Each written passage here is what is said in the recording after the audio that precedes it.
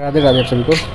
आज हम लोग एयर मासेस के बारे में डिस्कस करेंगे और ये दो तरह की होती है। फर्स्ट जो होता है वो हॉट एयर मास होता है, दूसरा जो होता है वो कोल्ड एयर मास होता है। ये बनता कैसे है आइए इसके बारे में जानते हैं। आप जिस भी वातावरण में रह रहे हैं, अगर वहाँ का जो टेम्परेचर है गर्म है, हॉट है, तो जाहिर सा बात है वहाँ के जो सराउंडिंग में जो भी एयर वहाँ से पास ऑन कर रहा होगा या आ रहा होगा, तो उसके टच में आते ही वो गर्म हवा बन जाता है। उसी को बोलते हैं हॉट एयर। सबसे पहले तो आप एक एयर मास को एक क्लोज सिस्टम मान के चलिए। क्लोज सिस्टम इतना बड़ा भी हो सकता है और फिर आपकी छत इतना बड़ा हो सकता है और फिर उससे भी बड़ा हो सकता है। और आगे बढ़ने से पहले एक चीज़ और समझिए कि अगर आप गैस पर एक पतीले में पानी भर कर रख दें और उसे डायरेक्ट तेज़ आंच पर रखें, तो जो उसमें पानी जो रहेगा वो फैलता है, एक्सपांड होता है और वो लाइटर इन वेट होता है। और दूसरी बात, अगर उसी पतीले को, अगर पानी से भरे हुए पतीले को अगर आप फ्रीजर में रख दें, 4-5 घंटे बाद निकालें, तो वो देखिएगा कि सिकुड़ जाएगा और फिर एक तरह से कॉम्पैक्ट होता है, इंटैक्ट होता है और बहुत भारी हो जाएगा इन कंपैरिजन टू दैट।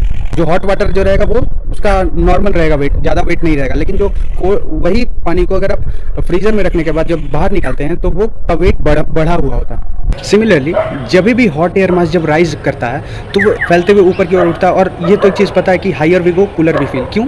क्योंकि नॉर्मल लैप्स रेट जो होता है वो 6.5 डिग्री सेल्सियस पर किलोमीटर होता है। मतलब क्या कि यहाँ से 1 किलोमीटर ऊपर जाएंगे वर्टिकली अपवर्ड, तो यहाँ का जो टेम्परेचर रहेगा वहाँ पे 6.5 डिग्री सेल्सियस घटा हुआ रहेगा। जो hot air mass rise up करता है तो वो धीरे धीरे राइज अप तो कर रहा है, और जहाँ से राइज करता है ना वहाँ पे लो प्रेशर क्रिएट करता है, राइज कर रहा है। और फिर एक ऐसा कंडीशन आता है जहाँ पे ऊपर जाने के बाद तो पता है higher we go cooler we feel, तो वहाँ पे जो टेम्परेचर रहता है आसपास का वो उसके हिसाब से वो कम रहता है, तो इसको ये भी ठंडा होने लगता है। और जब ये भी ठंडा होने लगता है तो इसका जो अंदर का जो वाटर वेपर है वो भी एकदम इंटैक्ट हो जाता है, क्रिस्टल फॉर्म में भी थोड़ा थोड़ा आ जाता है। और ये भारीपन के कारण वो धीरे धीरे सबसाइड करता है। सबसाइड बोले तो वो धीरे धीरे नीचे की ओर आता है, और ये जहाँ से नीचे की ओर आता है वहाँ पे हाई प्रेशर क्रिएट करता है। एक बात और याद रखिए, जो हॉट एयर मास होता है वो हमेशा जो सरफेस एरिया होता है, जो धरती होता है, उसके ऊपर ही ट्रैवल करता है। क्यों? क्योंकि ये लाइटर इन वेट होता है।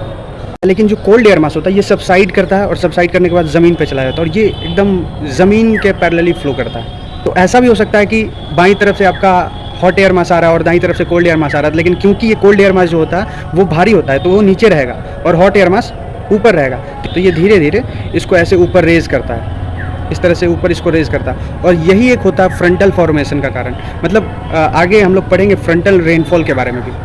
3 तरह की रेनफॉल होती है, एक फ्रंटल रेनफॉल भी होता है। तो यही एक लगातार जो कारण होता है, धीरे धीरे इसको बोलते हैं फ्रंटल रेनफॉल।